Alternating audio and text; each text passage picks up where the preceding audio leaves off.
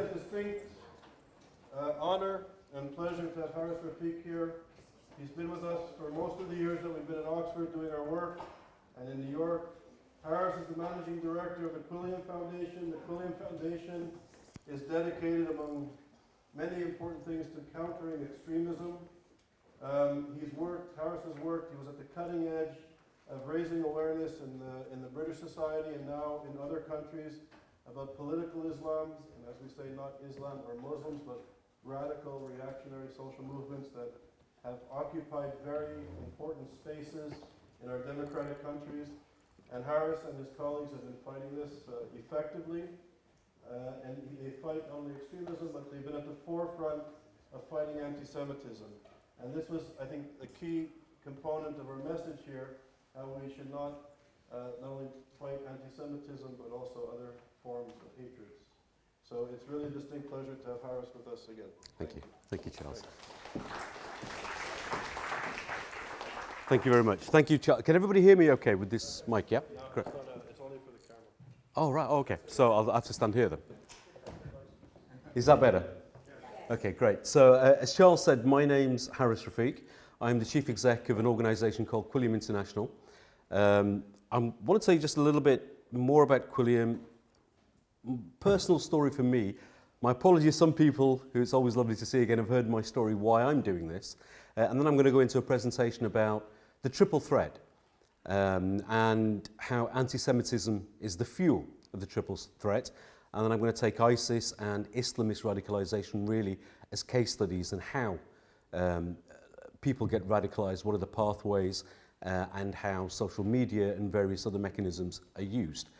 So a little bit about myself. I'm 54 years old. I was born in the UK. I've just travelled down from Rochdale. Some of you may have heard of Rochdale as the home of the grooming gangs. A lot of bad things in Rochdale, some good things from Rochdale as well. My father came over to the UK in 1953. My uncles came over in the 20s from my mother's side. 65, I was born. And the story for my life really was that I was just minding my own business. I was somebody who was of Muslim origin, a Muslim, I am a Muslim, and somebody who really was, we were a minority, a very small minority in Rochdale in the 60s, 70s and early 80s, probably about 2 to 3% at school. And we had no choice really but to integrate. Keep the values that we have. Some of them were from Pakistan originally, and some of them were Islamic values, and we tended to keep them in the house. But once outside of the house, it was just doing what everybody else was doing. I was a punk rocker at the age of 14, 15, followed the different music fads, went to university. Islamism as a political ideology was not rife in universities. I went to UCL, and nobody tried to recruit me to Islamism in the early 80s. Got my degree, was living in the, a normal life, working in the commercial sector, was on the board of a number of high-profile, large corporate entities. And then my daughter came home, and this is about, so she's 22 now, this is when she was about 7. She came home one day and said, "Daddy, I don't want to be a Muslim." And I said, "Why don't you want to be a Muslim? What have we done to you? Why?" And she said, "Because Muslims are always angry and they're always killing people. I don't want to be angry. I don't want to kill anybody. I'm only 7 years old." And I asked her to show me where she was getting these messages from.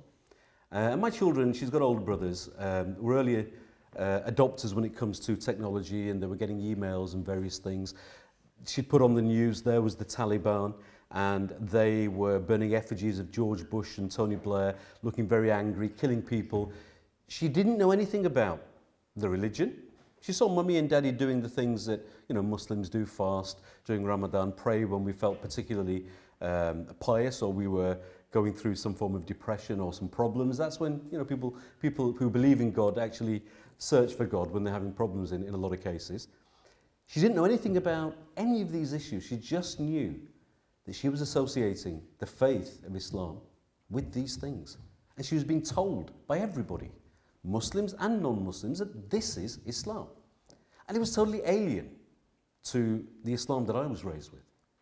So I sort of left got some time off work, travelled around the world, and realised that I came full circle. The faith that my father and the immigrants from the 40s, 50s and 60s brought to this country, where there was no political ideology on the back of their faith. They were social economic migrants, most of them. And this was the case for Muslims and many Muslims around the world, but there was something going on. And I wanted to do something about it. So I set up a company to pay the bills and did more research. And I remember I commissioned at the time from University of Salford, where I did my master's, my MBA, I commissioned a study of 1,500 Muslims across the UK, actually England and Wales, not Scotland, and their attitudes and beliefs towards certain things. And this was the largest survey at the time ever done. And good demographics, almost an equal mix, male to female, good age range, and lots of interesting information lots of interesting data came from that. But there's one answer to one question that frightened the life out of me. And the question was an open question. And the question was, name a Muslim role model. 1,500 people interviewed. Some people said the Prophet Muhammad, peace be upon him. Some people said Muhammad Ali, the boxer. Some people said a whole bunch of other sports stars who happened to be Muslim. Some said parents. But 4.9% of the people surveyed said Osama bin Laden. And I didn't know what to do with this. And by the time this study was completed and we had the results, it was around about 2004. So I ended up in front of managed to get to the government, and in those days they had something called engaging with the Islamic world in the Foreign Office, as if there is such a thing. There is no such thing as an Islamic world. There are Muslim majority countries, and many of them don't think the other ones are Muslims, and a whole bunch of other things. But I went to them and I said, look, here are my findings, lots of other things, but this is frightening me. And I found the response very patronizing. It was almost sort of, there, little boy, don't worry. We know what we're doing. And I said, look, I think we're going to have a 9/11 in London, on the UK. And they said, don't worry, we won't have one. Don't worry, we're not like the Americans. We talk to our extremists. We talk to Abu Hamza. We talk to all of these people. And they don't want to do something here, they want to do something over there. And don't worry, as long as they're sitting here, they won't be able to do anything there. So I kind of sort of, left it. I was still in my 30s at the time, late 30s, maybe early 40s. I turned 40 nearly. And I thought, okay, they know what they're doing. 7/7 happened, and I found myself within 24 hours in Downing Street advising the then Prime Minister Tony Blair on these issues, and I ended up on the government task force that came up with the response to the preventative response to 7/7, the attacks in London. And some of you may have heard of the CVE strategy, Countering Violent Extremism. It's in the US. It's worldwide now. It originally was the PVE strategy, and we wrote it in London in 2005, 2006. And there's lots of holes in it, and I'll share with you.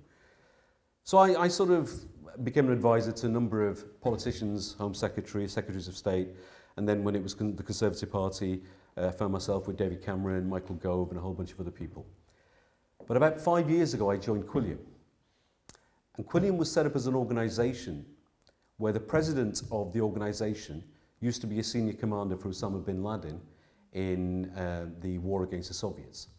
And he left Al-Qaeda in 1999, I think it was, when in a cave in Kandahar, Zawahiri and bin Laden told all of their lieutenants that they were going to target American assets. And he stood up, and the whole Libyan contingency, for whom he was the commander, stood up with him and basically said, you're wrong, that's not what I joined up for. The Americans saved my life when we were fighting, on many occasions, trained me, many occasions when we were fighting the Soviets. I didn't join for this reason, I'm out. And bin Laden and Zawahiri debated him on a one-to-one basis for nearly a week to try and stop him, because he took the rest of the Libyans with him and many other people.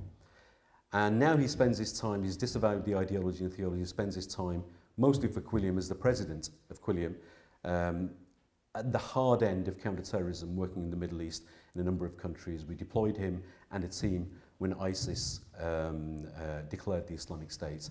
So he deals with the hard end. Then we have the founding chairman, Majid Nawaz, who spent 5 years in Mubarak's torture chambers because he used to be an Islamist. He used to be a senior member of Hizb ut-Tahrir, and he was trying to instigate a military coup in Egypt. And post 9/11, he was rounded up and he was a political prisoner. And that's where he read Animal Farm for the first time. That's where he went through a process of critical thinking. 7/7 happened, being a Londoner. I'm not, he was a Londoner. And by the time he was out 5 years later, he fell out. He didn't really believe in the ideology anymore. So they set up Quilliam, I joined them, and Quilliam really now has 3 offices, one in London, actually 4. One in London, one in DC, one in LA, and another one in Toronto. And we work around the world doing a whole bunch of different things. So that's just a little bit of background just to give you some indication of where I'm coming from on this. We talked a lot about ideology. You probably heard a lot about ideologies, but ideologies are important. In a quote in the Australian Quarterly, Ivan Menzies wrote that ideologies decide the life or death of nations. That's important, especially when you bear in mind ISIS tried to declare the Islamic State the nation, and Al-Qaeda and other groups still think of themselves as a global ummah, a nation as far as they're concerned. He also said that a nation without an ideology is lost. If it's false, it's a danger to the nation and the neighbours. And a nation, perhaps a little nation with a true and positive ideology, may bring a light to the world. That's something that's stuck with me ever since I first came across it. And the other one really is around ideologies containing beliefs which shape our view of why things happen. They give us values which govern our sense of worth and self-respect, and prescriptions about the appropriate form of social relationships with others. When you saw people from ISIS beheading people that they considered not to either be the true kind of Muslim or disbelievers, or they say unbelievers, the correct word is disbelievers, that's what it was, the brainwashing. And together, these elements shape our perceptions of both who or what it is and what we might become and might be. So I won't go through the whole quote, but these are quotes that really shaped my way of thinking on a lot of things. We're talking about the triple threat and extremism. And one of the biggest problems for the UK government and other governments around the world is how do you define extremism? Is there a legal definition? Well, nobody's come up with one yet. But the definition that I use, and we use, is that extremism is the desire to enforce illiberal views, whatever they are, which are in dichotomy to the liberal values that we would like to adhere to in a liberal secular democracy. And you can have non-violent and violent forms. Extremism isn't always Islamist. It's also the triangle that you see there. The far right or the far left. And Islamists at the top, with being a theocracy. The labels, I don't like the labels far right and far left anymore. And I'll tell you why. The reason why I don't like the far right is historically, especially in Europe, we associate somebody being far right as fascism and white supremacy, or white supremacism. There are many people that now in that space who are of colour, brown, black, a whole, maybe Chinese, a whole different colours. So I like the word right, far right populism. That's the phrase that I go with. Because you can be right of centre and not be a populist or I think an extremist. But the far left, I don't like that either. Because I think it's incomplete. Sorry, I've just been told I'm too close to the microphone. Is that better? Yes. Sorry. But I think the term far left is incomplete as well. Because there are people who are left of centre who will join. Some of you may have seen the documentary last night, Panorama, on the BBC. If you haven't seen it, download it while you're in the UK on BBC iPlayer, and I recommend you watch it. And there are people on the left, who may be quite left, who aren't racist, and who aren't, extremists. And they're different from people who are further to the left, people like Seamus Milne, the Director of Communications for Jeremy Corbyn, people like Jeremy Corbyn himself, who we call the regressive left. And you'll find that anti-Semitism is one of the things, it's not the only thing, but anti-Semitism is one of the things that the theocrats, the Islamists at the top, the far-right populist, and the far-left regressive left have in common. It's one of the key fuels that they will use, and I'll show them in the pathways, to radicalize people to their worldview and polarize societies. Let's just take the first one, Islamism. It's not a made-up word. Some people on the left will say, or the regressive left will say, people have just made that up. People on that's not a real word, it's, people who are not the right kind of Muslim, or people who are, in inverted commas, Islamophobic, will use that word. People on the right will say, you know what? There's no such thing. It's all of Islam. You can only be a Muslim if you practice the same form of Islam that Al-Qaeda, ISIS, Hizb ut-Tahrir, Hezbollah from a Shia perspective. That's the only right kind of Islam. But the word Islamism comes from the Islamists themselves. The Muslim Brotherhood, when they came up with their ideology, they called themselves Islamists as their ideology and Islamism as the type of religion they practice, as opposed to the ordinary Muslims in Egypt at the time who were different to them. They wanted to differentiate themselves from other Muslims. And by the way, some of you may have just heard me say Islamophobia in inverted commas. You guys, have you guys come across the term Islamophobia? Yes. Can I just have a show of hands of people who think that Islamophobia is a correct term that people should be using? Just one person? A few, okay. As a Muslim and somebody who deals with this, I can tell you it's not. And let me tell you why. Islam is a set of ideas, a set of values. I choose to follow an interpretation of Islam. I choose to be a Muslim. I can't choose the colour of my skin. In a liberal secular democracy, no set of ideas, no set of values, even if I find them offensive, because offence is taken, not given, even if I find them offensive, no ideas should be beyond critique. But no individual should be beneath dignity. That's why we use the term anti-Muslim hatred. That's real. That's against individuals. That's discrimination against individuals.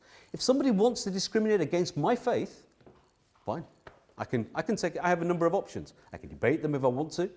I can take offense and say, whatever. Fine. People have been doing that in liberal secular democracies for a long time. The life of Brian is just one example where Christianity has been ridiculed.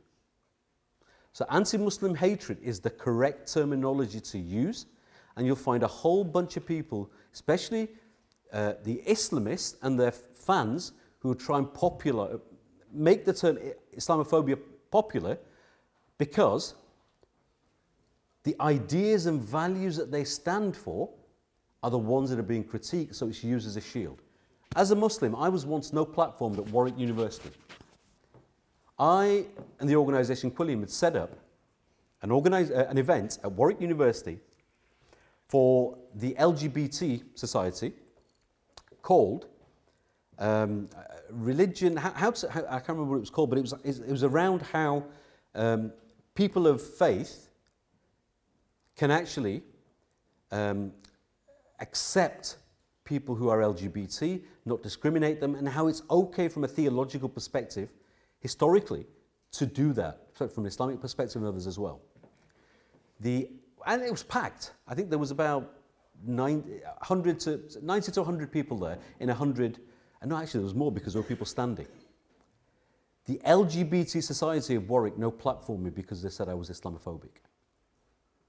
Because I had stood up against Islamists. So what is Islamism? And what's the difference between Islam and Islamism? Because there is a difference. In the same way there's a difference between social and socialism. Social is the way that we interact. Socialism is a distinct political ideology that happens to be left of centre. Islam is a religion practiced by many people in different ways. People in Saudi Arabia don't think people in Pakistan are Muslim. People in Pakistan, on the whole, the Brahmins don't think and Saudi Arabia, they do it's the same. They practice in different ways. Islamism is the distinct political ideology that Sayyid Qutb, who is the modern father, imported, and some of you may, if you haven't already, will learn about the Mufti, the Grand Mufti of Al-Aqsa at the time of Hitler, and I'm sure somebody will talk about it if they haven't already. I won't go into that. But Qutb imported fascism and communism from Europe and said, you know what, I like all of these ideas, but instead of doing it for the country, instead of for the state, instead of doing it for the people, let's do it for God. He brought in the God factor. Islamism wants really three things, and there's Islamism from a Sunni perspective and Islamism from a Shia perspective as well. But they all three want three things. The first thing, to set up a utopian state and enforce their version of fiqh, jurisprudence that comes from Sharia. Enforce Sharia as state law.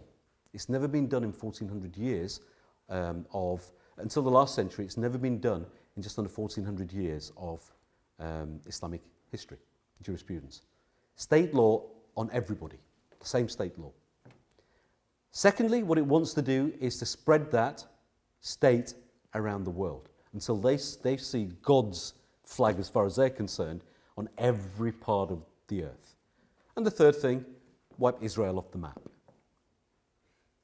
That's the three things at the top level that Islamism wants. Islamism is the ideology. Jihadism is the desire or the actual support for violence to achieve an Islamist objective. The word jihad means to struggle. It can be used in many different ways. The word for holy war is harb al-muqaddasa in Arabic. It's not in the Quran. But the word jihad and jihad derivatives are, and there are certain passages that do reflect a fighting, but there are many more that don't, which means it's all about the context. Jihadism, though, is there's use of violence to support Islamism. And then there's how you feel about, other Muslims.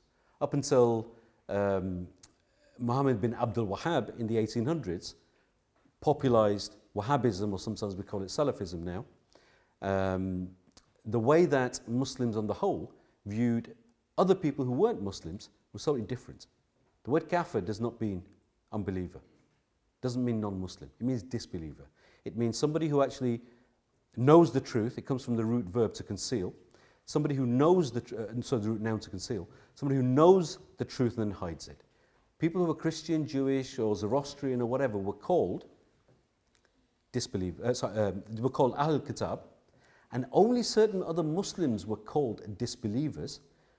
But the reality was, the true interpretation was only God can call somebody a kafir, nobody else. There's no such thing as Sharia law. You will not find Sharia, or rather the word law with Sharia, in the Quran or the Hadith anywhere. Qanun is the word, Arabic word for law. Sharia is a noun in the Quran, in Arabic, and in Arabic and sort of in the Hadith and the Quran as well. It's not an adjective.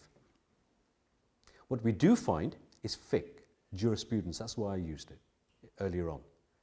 Al-Azhar University, the oldest Islamic university from a Sunni perspective in the world, has recognized over 400, so far, legitimate versions of fiqh, jurisprudence, all different, slight differences. The minute an individual takes Sharia, which is a personal code, the road to the oasis is the literal interpretation of Sharia. Oasis signifying purification, closeness to God. The word fiqh, the minute is used, and the minute any individual takes the Quran and Hadith and derives law from it, it becomes that person's interpretation. There are four main ones in the Sunni traditions, two main ones in the Shia, and then there's Wahhabism and Salafism and a whole bunch of other things as well. We heard me use the word Salafi, and Salafis can usually be seen with their trousers above their ankle, with long beards and dressing in non-Western clothes. And there are three distinct types of them: quietist, revolutionary, and jihadist. The quietists are the ones a bit like the Amish community. They'll get on with their own lives.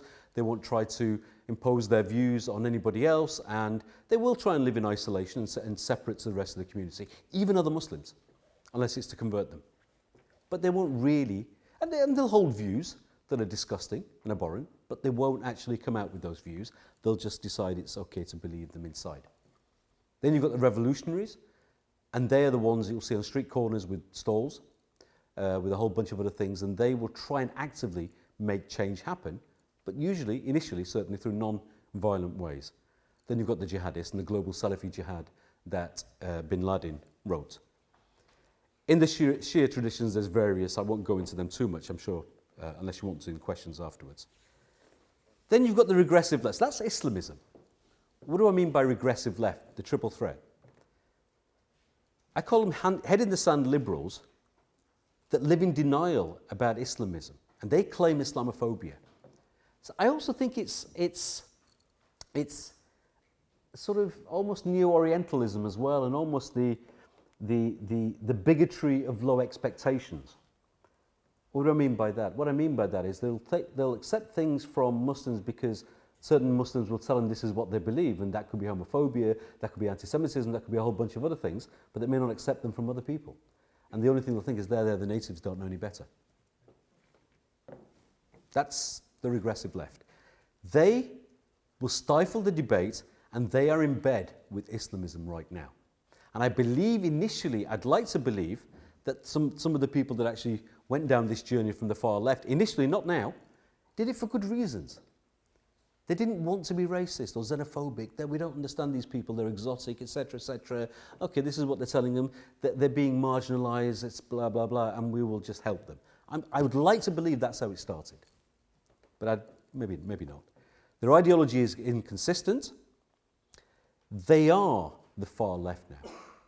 If you look at momentum that is actually running the Labour Party right now, they are far left. It's the old communism. But that doesn't surprise me, because Qutb, the ideologue of modern-day Islamism, before he became an Islamist and before he sort of started practicing his faith a lot more, he was a Marxist. That's where he originally came from. He admired Hitler and fascism, but it doesn't surprise me that they will lift, because there's a lot. I used to do some training for the civil service in the UK many years ago. And I used to put on a flip chart on the left-hand side, I used to put about 9 different grievances: world peace, equality, a whole bunch of different things. And just say, here's a marker. Go mark off the ones you actually feel strongly about. They'd all get marked. Then I revealed the other side, the 13 grievances of Osama bin Laden for the global Salafi jihad, and 9 were there. So it's interesting, and our civil service, I don't know if it's like that in the US and other countries, maybe not in all countries, is historically right of centre, centre-right. Sorry, left of centre, centre-left. That's just the way it is, organically grown. So it's not surprising that there are some similarities as well. And the far left, the regressive left, will be vocal to tell you that I'm not a proper Muslim, that somebody who doesn't believe in the word Islamophobia, somebody who doesn't believe in the global caliphate, may not want to achieve it, someone who doesn't believe all of these things, is actually not a proper Muslim. After the attacks in Manchester, I went on the rampage on a Spectator podcast. You can find it online, where I just missed the Manchester bomber literally by half an hour. I was at the train station, and my daughter was meant to be at that concert, but she sold a ticket because she couldn't get out of her. She was doing placement in a hospital at the time and couldn't get out of the shift, but she sold a ticket. And Andy Burnham, the mayor of Manchester, had gone on, part of the far left. If you watch the panorama video and you see the bit where they announced Jeremy Corbyn as the new leader of the Labour Party, he's the first person to stand up 2 people or 3 people to his right. He's the mayor of Manchester. He went on every single media channel he could go on to say, the attacker, the bomber, the terrorist was not a Muslim. I was my blood was boiling. I just went on this podcast, basically ripped into him, called him Sheikh Burnham, who's issued a fatwa to tell me and other people who is a Muslim and who's not. The guy was a Muslim. He believed in a certain interpretation of Islam. I don't believe in it. The majority don't, but he did. The only way you can become a Muslim is to say, La ilaha illallah Muhammadur Rasulullah. That's it. You don't have to do anything. You're a Muslim. And then as you can do things, believe, don't, but whatever. That's between you and God. That's not what the Islamists believe. And we've got the far right. And they will say that the only true Muslims are the ones that ISIS, Al-Qaeda, Hizb ut-Tahrir, all these groups, the only true Muslims are the ones that actually believe what they believe, because they've read, guess what, a Saudi, Wahhabi, Salafi, mixed with Muslim Brotherhood translation of the Quran. You walk around London now, you want to go and buy an English translation of the Quran, 99% of the time it'll be a Saudi, when they liked the Muslim Brotherhood interpretation, translation of the Quran. In the very first section, it talks about Surah Fatiha, their interpretation, their translation and interpretation. Jews and Christians were cursed and hated by God. Doesn't say it in the words of the Quran, in their translation at the bottom, tafsir, that's how they translate it. The far right think, I'm an expert in the Quran, I'm an expert in the Hadith, and they'll fire all these things out at people. What do you think of passage, verse number this? And I'll say, okay, in English, okay, I'm going to say it in Arabic. I'll say it in Arabic, and they say, no. This is it. I said, no, that's wrong. Your translation is wrong. If you want to learn about the Quran, go and learn Arabic. And then go and learn Arabic from 1400 years ago, because I bet you can't still even read a Shakespearean play and tell me what it means. That's why 1400 years of classical scholarship, some good, some not so good, but yeah, let's be honest, is something that the Islamists want to get rid of. And the far right think that that's what real Islam is. They claim to be anti-Islam and not anti-Muslim. Well, they're anti-Muslim by the very fact that they're telling me I'm not a Muslim unless I believe what Al-Qaeda and ISIS and all these Islamists believe. They'll attract people from the left, people who voted most of their lives for Labour in the UK, for the left, for socialist parties. On this issue, they'll attract them. On this issue and Brexit are the two things that they will attract people. After the Manchester bombing, I got phone calls. Tommy Robinson, you may have heard of, he wanted me to speak at it. I said, no way. And then I got phone calls from friends of mine who all their lives had voted Labour, were going to the march and trying to beg me to speak at the march. They couldn't see how it was not anti-Muslim. But there's a fear. And now they are, some of them, paying money, £10 a month or whatever it is, to actual organisations and individuals that are anti-Muslim. They can't see it. They claim to be friendly to the Jewish diaspora. They're not. They want the same things that they've always wanted.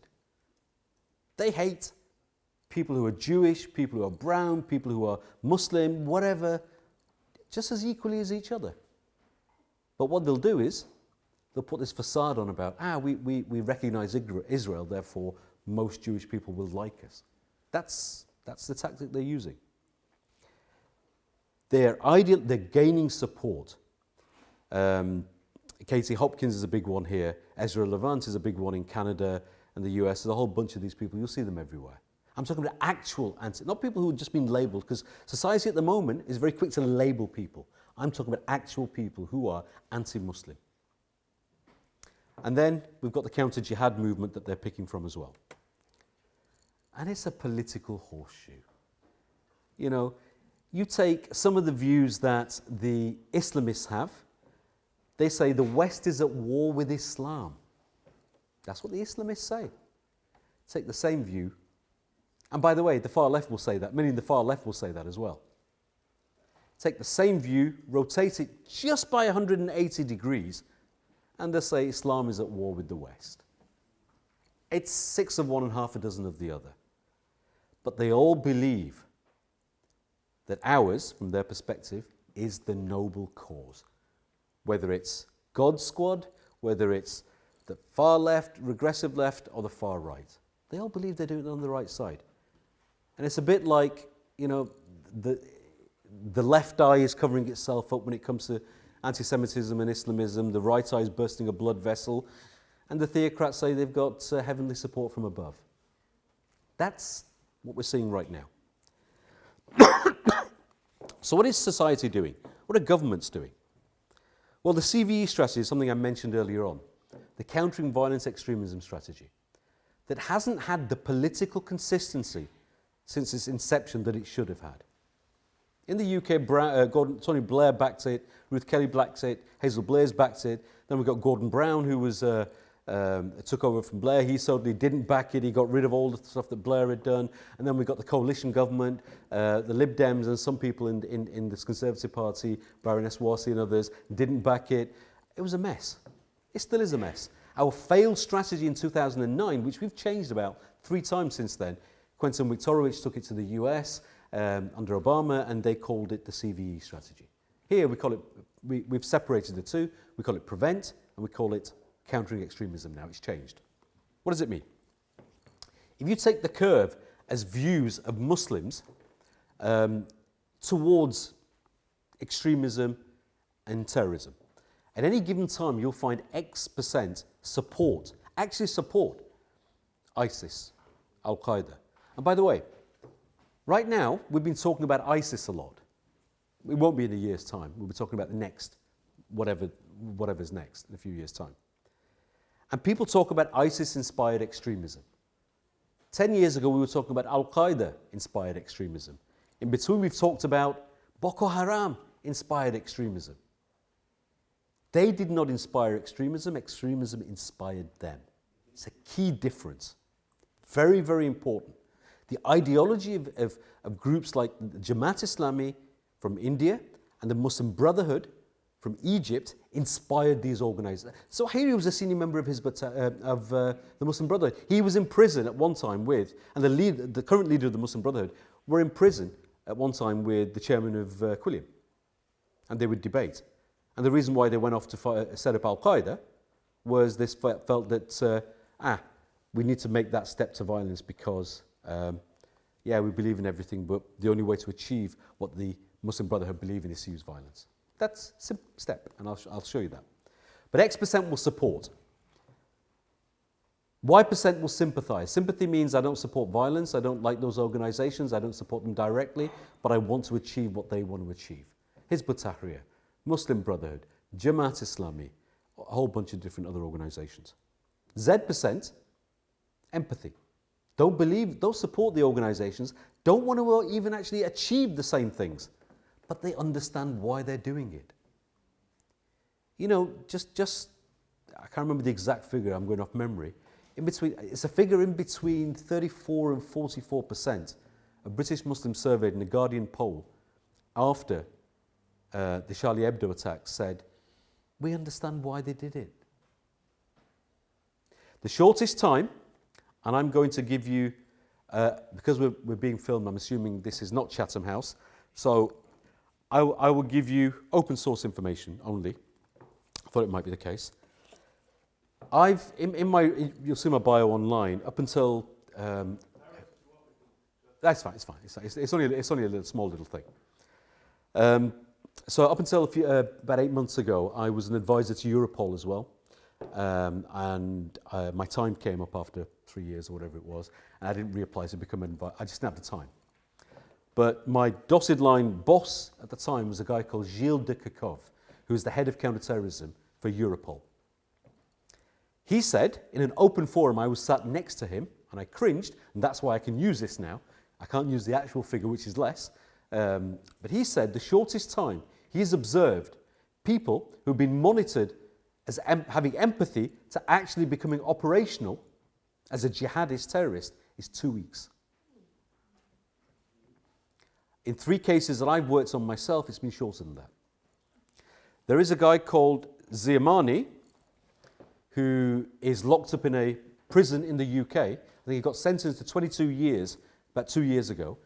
He was on his way with a bag, a machete and a hammer looking for either Jews or looking for either soldiers to actually stab and kill.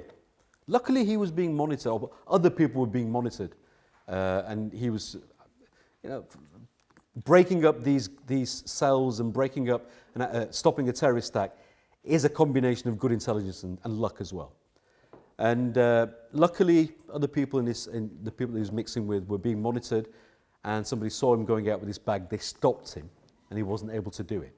So the terrorist attack was foiled. 22 years, 2.5 months before he got arrested, he was Christian. He wasn't even a Muslim. So this can happen quickly, or it can take longer. It can take longer as well. I'm just giving you some of the worst case, shorter scenarios. When people have been identified in that space, there needs to be an intervention. There are 3 types of intervention. And by the way, in the US and other countries, most of the countries, apart from the countries like Norway, Holland, UK, are the only Western countries that I can recall off the top of my head that actually use all 3 of these. All the US does is arrest. All France does is arrest. All Germany does arrest. You can't arrest somebody really for having sympathy because they haven't committed the crime. For empathy. So they wait until the person goes to X%. But what we do in the UK is if they're in that space, if they're in support, they're about to become operational after monitoring, sometimes it's good to, if it's in a safe environment to monitor because you can arrest more people, arrest them. If they show sympathy through the PREVENT program and channel, we will try to de-radicalize them. If it's empathy, we'll try to rehabilitate them. We do that in schools and a whole bunch of other places. But the true way forward, and this was what the PREVENT strategy, the CVE strategy, was meant to be from the beginning, and I say that as somebody who was involved in writing it, but our politicians let us down. The real, true success, if we want to fix this problem, is how do we move that graph to the left? 2 weeks is too short a time. It takes 22 people in the UK from an intelligence agency to monitor one person 24 hours a day, 7 days a week. 22 people, factoring holidays, shifts, a whole bunch of different things. That's been growing because for 3 years or 4 years or 5 years or whatever, all we've been doing is focusing on the right-hand side. And by the way, if you look here, what happened under Obama, and by the way, lots of things I like President Obama. If I was American, I probably would have voted for him, even though my politics isn't. I'm centre-right or centre-left. I've voted for everybody in my time.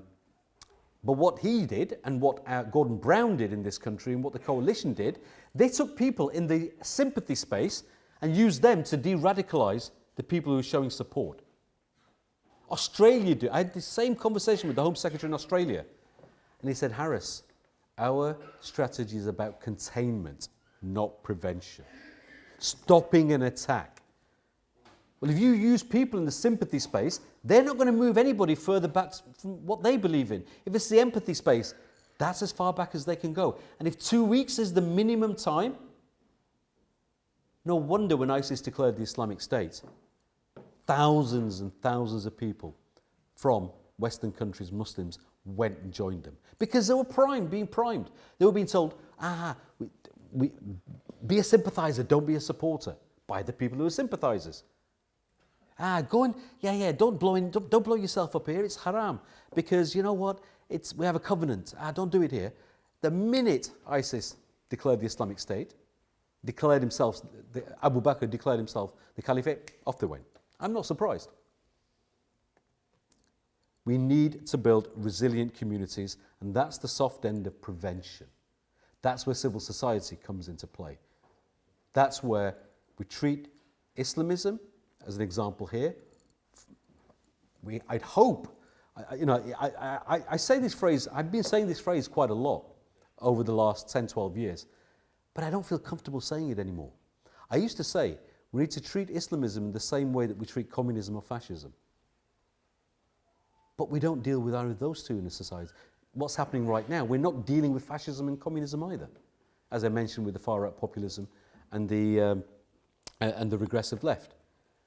But we need to do more And as a society, all aspects of civil society have a role to play in building resilient communities, not just governments. So what are the pathways? I'm using Islamist jihadism as an example, but the pathways for far right and far left are more or less the same. 3 parts to it, and I'm going to go to the next slide when I go into the middle part. There has to be a grievance of some sort, and that can be genuine, partial, or perceived. You need charismatic recruiters to bring people by push and pull factors into a lens in the middle, the ideology, that focuses on the intellectual, ideological, social, emotional, and spiritual aspect. And the behaviours I'll talk about in the next slide. They will help people find a solution to their problems and then drive them on the right-hand side to 4 very, very dangerous things. The grievances. Every single person in this room, when we go home to our own bed tonight and we're on our own and we're falling asleep, we'll probably think of a problem that we've got. And my problem to me is much bigger than your problem. It's huge. It might really be insignificant, but my problem is huge to me. And it might go away itself in a week's time, who knows? If we just focus on the grievances, like some people on the left will tell us that we need to do, all we're doing is playing whack-a-mole, because this problem is grievances all the time. Let me give you an example of a genuine personal grievance. The lead bomber of the 7/7 bombings, Sadiq Khan, as opposed to the mayor, not the mayor of London. Sadiq Khan, he just happens to share the same name. He was brought up in a Sufi household. He was, very moderate, liberal. Well, maybe not so liberal, but relatively speaking, compared to the Wahhabis and Salafis. He was integrated into society. He went to university. He had a girlfriend for 3 years nearly, who happened to be Muslim, that he wanted to marry. He went home to his father and said, I want to marry her. He said, no, you can't. Your promise to your cousin in Pakistan, who you've only seen twice, but when you were born, I promised my sister that you would marry her daughter. That's who you're going to marry. It's Asian origin. He had a problem. It was a huge problem. He was in love. It wasn't foreign policy. He was in love. Nobody could fix the problem for him. Al-Muhajirun guys, Anjem Chowdhury's people, they were actually working off the back of his street, the God Squad is what they called them locally, and they were moving along, people who were prostitutes from streets, etc. They bumped into, he saw them a few times, and he just said, brother, we can help you fix your problem. Go back to your father. Quote this hadith. Prophet Muhammad, peace be upon him, said, when looking for a partner, suitable partner, a match, a mate, the first thing you should look for is piety. Second thing is piety. Third thing is piety. That's a hadith. And then other aspects of the Quran. So basically they taught him to use the Quran and hadith back on his father, and the father had nothing and didn't want to go against God. Eventually he said, okay, marry her. Gardner said, in a commercial world, that a customer is 25 times more likely to buy again from a supplier if there's been a problem and they've fixed it. We knew this in the 90s, late 90s. I remember from a commercial world. These guys, they fix a problem and he now has a new family, a new group that actually fix problems for him. Great. Into the lens he goes. A partial grievance is a grievance based on a partial truth. There are aspects of British foreign policy, as a Brit I can say that I don't like. I marched against the Iraq War too. I didn't like it. I even told Tony Blair at the time, I know boss, I know I'm doing all this, advising you as a consultant, I'm not a civil servant, but I disagree and I'm going marching. And he was great about it. And nearly 1 million people marched in London. I spent most of my time in a coffee shop, but because it was really slow. Imagine 1 million people trying to walk. But I was there. If foreign policy was the cause, the real cause, why aren't there 1 million jihadists? And the second thing is, if foreign policy was the cause for jihadists, why did thousands of people from Europe, Muslims, travel to Iraq and Syria to go and kill other Muslims? The reality, though, is it is a partial truth and it is used as a recruiting sergeant. And then you've got perceived grievances. And these are grievances that don't actually exist. The government is anti-Muslim or Islamophobic. An example of this is a guy that we helped to de-radicalise and rehabilitate. When he was a member of Hizb ut-Tahrir, he was on a train one time, and it was his job to recruit, or one of his jobs. He saw a young woman with a hijab on, ding, ding, ding, Muslim. She had a child. She's reading a paper, and the front page, the story is, some celebrity found guilty for paedophilia. He quickly, because these guys are smart, he quickly recognised that at that moment in time, the mother must have, at least on a subconscious level, some concern for her child. And he approached her. Assalamu alaikum, sister. How are you? Wa alaikum salam, because you have to reply. You have to say wa alaikum salam or alaikum salam. Sister, look at this immoral, corrupt society. Look at this, the role models that are held up for people. You're never going to have safety for your child. You're never going to, your child's not going to be able to grow up well. You'll be looking over your shoulder. What are you going to do if these are the role models? Come and join us. The Khalif, when we achieve it, will protect you. Protect your child. Fairness, social justice. She's still in Hizb ut-Tahrir, he's not. But he used it to bring her into the middle. In the middle, there are 7 key behaviours at the top level that these people try to achieve.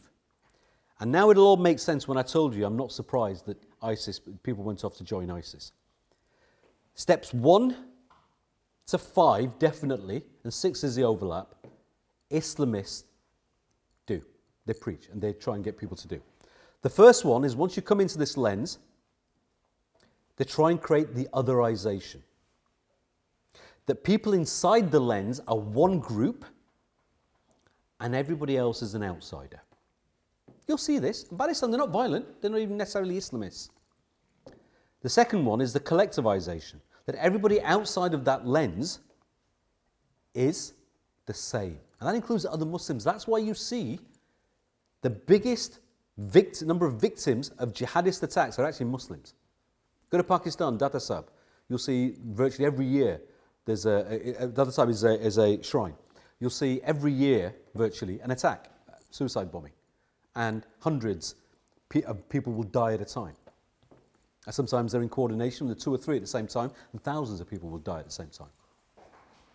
The third one is the oppression narrative. Once they've persuaded them that everybody outside the lens is the same and is the other, that people they're being oppressed. Everybody outside the lens is oppressing the people in the lens.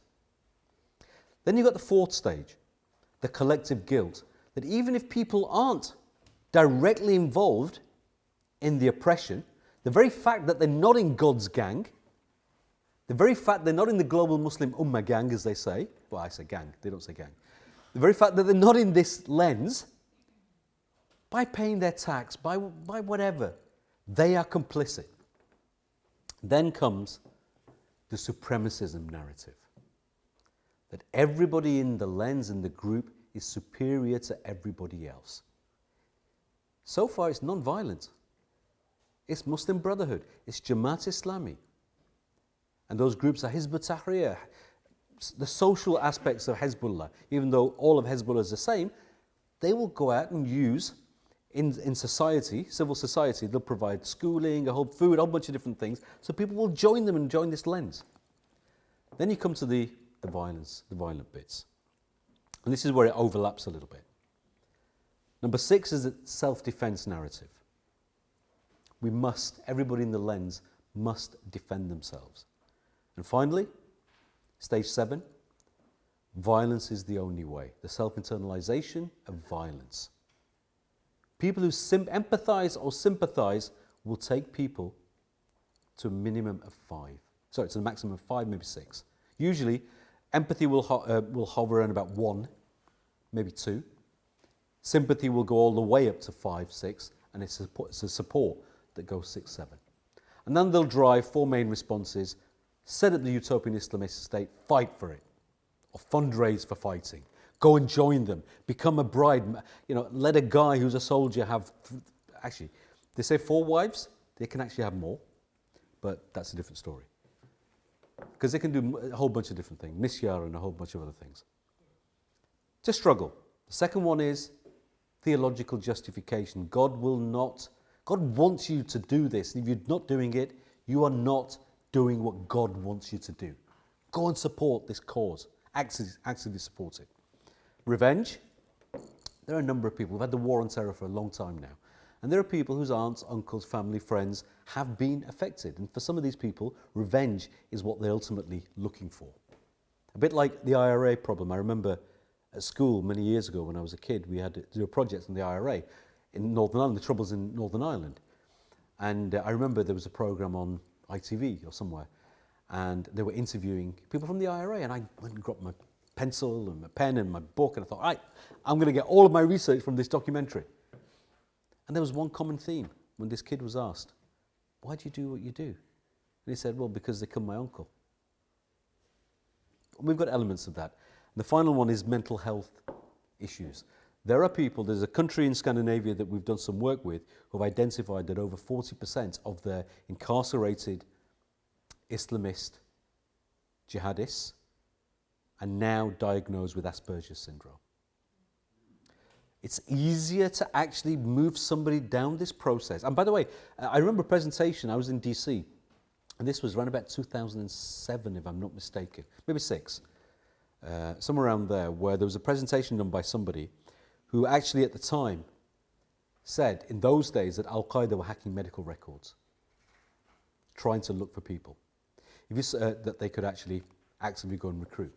If you look at one of the main videos of ISIS, where they've got 4 people sitting in front of a fire, the guy who's originally from Scotland talked extensively about the fact that he was depressed, and jihad, combative jihad, joining ISIS, was the only cure for his jihad. So these are the 4 key things that they will drive. One of the things we notice also with ISIS is the involvement of women a lot more. When Al-Qaeda were calling for people to come and fight, there were virtually no women. They didn't want women, they just wanted fighters. ISIS declared the Islamic State, and they were looking for everybody to come. We found that, depending on which country it is, in between 10 and 20% of Western countries saw women going in actively for the first time, supporting jihadist organizations. The drivers for them really were about empowerment, a way to, there were 4, a way to, and by the way, if you go on our website, you can find Caliphate. It's a report I co-wrote with one of my former colleagues on this, so I won't go into it too much. But empowerment, a way to demonstrate that they're just like men. Their souls are just like men and they can do things. There's the deliverance, go through the grievances, etc. The fact that they can actually do something. Grievances can be resolved by doing something. Then you've got participation. This is, come and join and actually play a part. And then piety. I'm going to talk about that in a minute, but I won't talk that. Why is anti-Semitism so important to these people? So, this is strategic radicalization. To move somebody to a particular, the pathways and the 7 behaviors. To do that en masse, you need to have a strategy.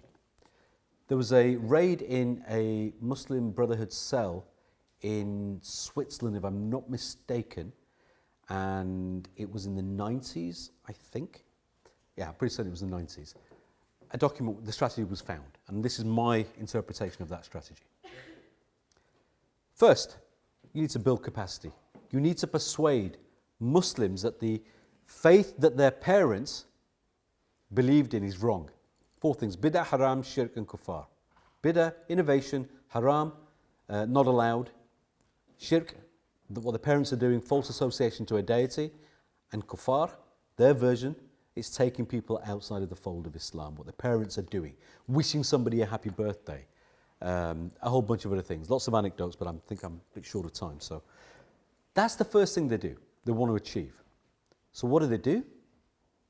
They actually go into mosques. Now it's social media, I'll come on to that.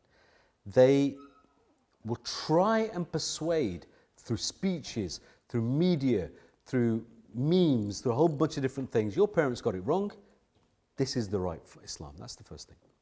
The second one is that they will set up organizations around civil society that will claim to represent different aspects of Islam and Muslims in the different countries. On the left-hand side, you might have people that, in youth clubs at university, they're a lot more passive.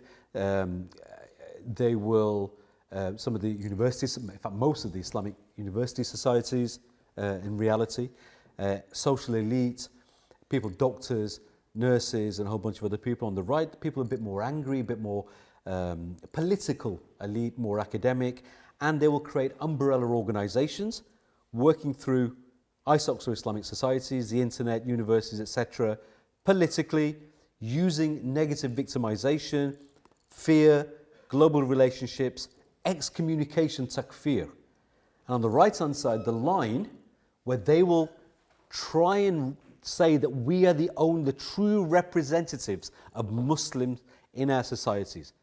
Anybody who's not part of this group, in the US, CARE, ISNA, ICNA, a whole bunch of other people, in the UK, MCB, MAB, Jamaat Islam, a whole bunch of different organizations. They've been doing it for a long time. They will actually create these, and why and how are they able to do it? Point number 3, money from the Middle East. Now there's some issues around Saudi Arabia, United Arab Emirates, Egypt not actually getting on with the Muslim Brotherhood. But they are the ones that actually, when the Muslim Brotherhood ran away from Egypt because they were about to be all arrested for the assassination of the president, etc., they joined the religious establishment in Saudi Arabia, and they set up 3 organizations: OIC, WAMI, World Assembly of Muslim Youth, and the Muslim World League. And with that, they spread around the world. The CIA, in an open source document I saw in 2005, said around about $80 billion had been spent by just one of those countries alone, one of the countries in the Middle East, on this. And by the way, why anti-Semitism? Because it's a quick, low-hanging fruit. It's become the opium of the masses. Something you could, and it doesn't always start with religion. Maybe you'll have some people telling you, oh, this Muslim scholar says this, Muslim scholar said that. Yeah, they do. But it doesn't always start with that. It starts with the concept of social justice, Israel, Palestine. That's where it starts from. And then you see all of these other anti-Semitic tropes from Europe and now coming out from the Middle East. So how does that actually, remember Islamism, I said the 3 things they want to do. You'll see it through their boycotting of the Holocaust Memorial Day. You'll see it in these organizations. You'll see it in their senior members signing the Istanbul Declaration, for example, where senior members of the majority of the Western countries' Islamist organizations, their representatives went and signed a declaration that said that if Britain sent in peacekeeping troops, as the Prime Minister has said, when there was one of the sort of, the times of troubles in the Middle East, Israel, Palestine, if Britain sends in troops, it's okay to attack British troops. And by the way, Jews really, because they all have this concept of aligning themselves with the IDF, with Israel, and they have to serve in the IDF, etc., blah, blah, blah, blah, blah, blah. Jews are legitimate targets anywhere in the world. A lot of senior members who were having meetings with Tony Blair a few years before, having photographs taken, as seen as the gatekeepers, signed this declaration. So you'll see TV channels, we'll see mosques, some mosques, more and more mosques, schools, emails, WhatsApp, social media, SMS messages, cartoons, and I know that you're going to see some of those cartoons in these 2 weeks. Music, rap, universities, and in the anti-war activism. I once went to an iftar, and an iftar is when Muslims in Ramadan fast for 29 or 30 days, and it's a fast from sun up to sundown. An iftar is the breaking of the fast during the time of, when the sun's going down. And I was asked, and so different hat, I was once asked to go in and give a lecture on spirituality, because I'm in a Sufi order myself. And I was the keynote speaker. The three speakers before me, and the topic was spirituality. Wow, it's Ramadan, because fasting is not about, fasting is not, for Muslims, it's not about, what does it feel like for people who are poor? No, it's about learning how to control your ego. By not eating, by not drinking, by not having sex, all of these things are the basic things that an ego, the nafs, needs. If you can control them, it's training for a month for the rest of the year. That's what we were meant to go and talk about. The three speakers before me all spoke about Israel and Palestine. That's what's happening at universities. There is scriptural justification of anti-Semitism. It's there. There are, it's there. There are apparently texts that actually justify taking hostile attitudes to Jews and people of the book. And I'll give you an example of one. The Charter of Hamas talks about a hadith where it says that the end time will not come until there is a Jew hiding behind a rock or a stone, and the rock will say, "O son of Abdullah, there's a Jew hiding behind me, and you'll know where he is and chop his head off." That's a hadith. It is there. But if you take it as general and applicable today, and to describe people on their nature as opposed to what it actually means, you can take it the way that Hamas take them. And I'll come to the answer on how people have took it historically in the next slide. Then there are other things, passages from the Quran, that talk about, take them not as friends and allies. Awliya is the Arabic word. They are but friends and allies of each other.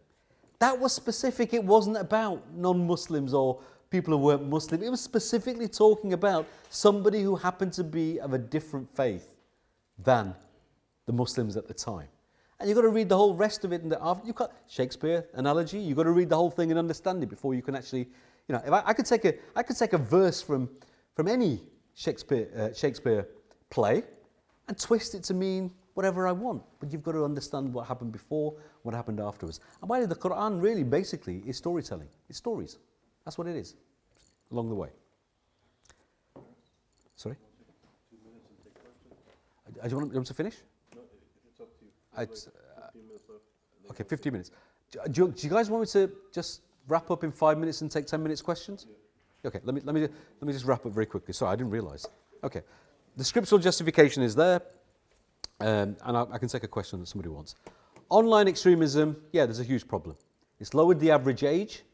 It's increased participation of women, females, and it's not in itself an engine of radicalisation, but a forum. Radical, negative measures, take it down, remove it. Get Facebook, Twitter, etc. But that doesn't work because they'll just set up another one. That's what's been happening. But if somebody's breaking the terms and conditions, you need to let the social media companies know. What do we need to do? Yes, we need takedowns. Empower counter-narratives. We're living in an age of narratives. We're not living in an age of arguments just around theology or academia. We're living in narratives. It's whoever creates the most powerful narrative is the one that will take the way forward. Far right, populist, regressive left, and Islamist conversions of messaging on social media. They have a symbiotic relationship. When the Christchurch attack happened, this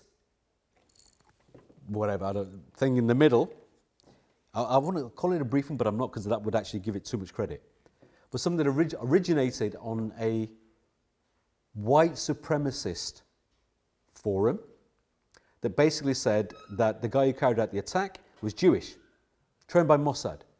All the usual blah, blah, blah. And by the way, if somebody wants some of these slides, you're more than welcome to have them afterwards. But it was also on Islamist websites, social media, WhatsApp. It was also on non-Islamist, and this is what really frustrates me. I'm a member of lots of non-Islamist WhatsApp groups, and people were sending me this. But it was also on the far left as well. Anti-Semitism, a journey of what happens when you report it to Facebook. I might take this slide out or hide it a little bit if you want to share them, because that will highlight somebody who I'm working on the left-hand side, a guy called Shah Faizan, who's not an Islamist. He's a Sufi. He's a goofy Sufi. He whirls and dances. That's what he does. But he's created a Facebook group. I'm in it. My son was in it until, and you'll see why he's not in a minute. My eldest son's 28.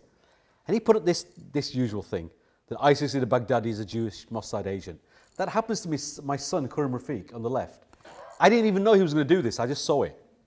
And he basically said, it's a shame you've got to post this, such a link in the Next Monday group. I see no correlation in the group for what it was set up for and conspiracy theories. Probably time I left the group.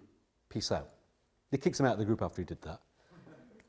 But the reply from him, Shah Faizan, was, this group is against all kinds of terrorism and extremism. And then a guy called Dawood, who I know also, said, any way you look at it, it's all a Dajjalic Yahudi trick. Dajjalic means messianic or evil, and Yahudi obviously means Jewish. Dajjalic Yahudi trick, isn't it? Everything is. We're living in these times right. Inshallah, may Allah shelter us. Ameen. This was the date on here, June, just last month. I reported it to Facebook through not the way I would normally do it, because I have links into Facebook, just as an ordinary person. I got that response from Facebook. Thank you for reporting it. Your report is very important to us. But it doesn't break our terms and conditions and standards. If you don't like it, block him. That's what happened. We've got the propaganda war. People are focused on ISIS. And again, it's all about narrative. And this really, I wanted to talk about why is their propaganda so effective? One, by the way, two interesting pieces of reading. I can skip all these slides and you can read. On our website, one report called The Virtual Caliphate, which looks at the theory around this propaganda. The second one is documenting the virtual caliphate, which is where we monitored ISIS's official propaganda for 1 month of Shaban. And they were producing on average 38 unique pieces of propaganda, focusing on not the kind of things that we think they would focus on, but it was designed to catch a broad target, anti-establishment, using a lot of motifs. Technology obviously has grown, etc. And this is all in there. What do we need to do? Well, we need to celebrate examples of Jewish personalities in Islamic history, from an Islamic perspective. There was the concept of Israeliyat, where the Prophet, peace be upon him, said in a hadith, if there's something good from the Jews and Christians, take it. Use it. Be happy with it. And there were lots of things that were good from the Jewish traditions and the Christian traditions. And from the Jewish traditions, there was a tradition of Israeliyat. And a lot of people, want to get rid of that right now. I talk about it here. The Wahhabis and the Salafis, they expunge all of this. But it's there. It's there if you can read Arabic or if you can read Turkish or Farsi, it's there. There's unfortunately not a lot of it translated now. There needs to be more done between people who are slightly left of centre-right, centre-left, Muslim but not Islamist, with the Jewish communities.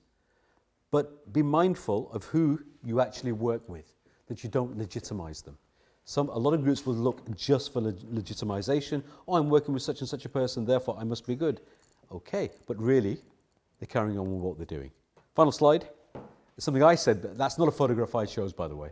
It's in something called Thought Economics, where Professor Vikas interviewed me, and he said that I said, and I did say it, that currently this is not an ideological struggle between Muslims and non-Muslims. It's a struggle between good and evil. And it's not dependent upon what faith or none you practice. Similarly, if you guys don't get involved in this struggle, if I don't get involved in this struggle, if people don't get involved in this struggle, then it's only going to get worse than it is right now. And I'll stop there and take questions.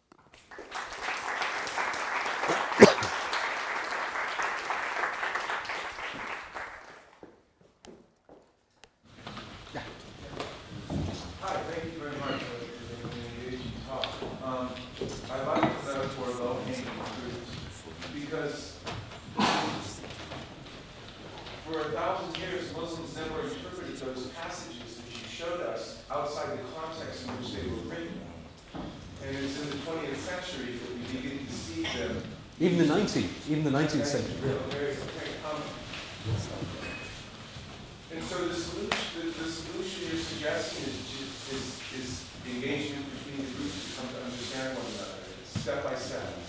I think there is the intellectual. There has to be intellectual engagement. There has to be ideological engagement. There has to be social engagement. And by social, I mean do things together. Can you give us examples of where that's happening now? For example, that happening in the States? Okay, I can tell you about the UK a little bit. The problem is it's not happening enough. That's the problem. It needs to happen more. But there are, from a social perspective, two things. Social and spiritual. Spiritual is what I use, religious. There are some things, by the way, within Orthodox Judaism, people can only eat meat that's been kosher. Okay.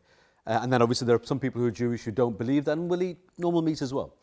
Within the Islamic traditions, it's actually zabiha is a similar thing to slaughter. Zabiha is a slaughter. Half the Muslims will eat zabiha only, and half the Muslims won't. The people from the Middle East will eat people from non-zabiha slaughtered meat, providing the person who's feeding the meat, supplying the meat, is Christian or Jewish or people of the book. But the majority of people in this country are from Southeast Asia, and they will only eat zabiha. Okay. So in Manchester, near my hometown, there are two campaigns that I know that are where Muslims and Jews are working together, and this has led to them socializing together as well. And the campaigns were around. There's been talk of banning. I don't think it will happen, but there has been a lot of talk about banning kosher meat and also zabiha meat where the animal's not been stunned before. That's important to Muslims and Jews. And the other one around, there are some countries who, I don't know if they've done it already, but they're thinking of banning male circumcision. It's done? Yeah. Right. Denmark, that's right. I knew it was Scandinavia. The country they were either looking to do it or they've done it. And there was again talk, there's a lot of lobbying here to actually do the same here. That's also important to Muslims. So these are two campaigns that Muslims and Jews could get together on. There's another one that could be around post-mortems, but I'm trying to figure out getting the right people to do it. We've seen some of the United States too, when Jewish cemeteries have been desecrated, the group that has shown up to help us scrub or clean are American Muslims. Right. The Pittsburgh shooting happened, the first American group that wasn't Jewish to show up to help raise money for funerals and guard the synagogue, etc., were American Muslims. So the things you're saying are starting to happen organically. Yeah, I agree with but I think we can, as a society, we need to kickstart them a little bit as well. But again, be mindful that there's a group in the UK, Muslim Council of Britain, who boycott Holocaust Memorial Day, who will not condemn, say Hamas is a terrorist organization, Hezbollah is a terrorist organization. They will not condemn, and the things that actually happened, they will not, they'll go on with somebody and talk about Islamophobia in mosques, etc., and again in inverted commas, but will not condemn a depiction of a swastika on a synagogue. They would love to work with some Jewish organizations, and they've tried in the past, but then when their true forms have been revealed, the organizations have pulled away, and then there's been a new leadership and then they've gone back. You have to understand, though, who the organization is, what they believe in, because you're not going to change that. But I agree, we need to do more. Any other questions? So I'm just being told I need to wrap up. Can I just respond to him? Thank you so much for your question. There are two of us here who are very active in the American Jewish Committee. I am one of them, and I'm on the board of the American Jewish Committee. One of its most important imperatives is real, true interfaith dialogue that meets, throughout every year, every week.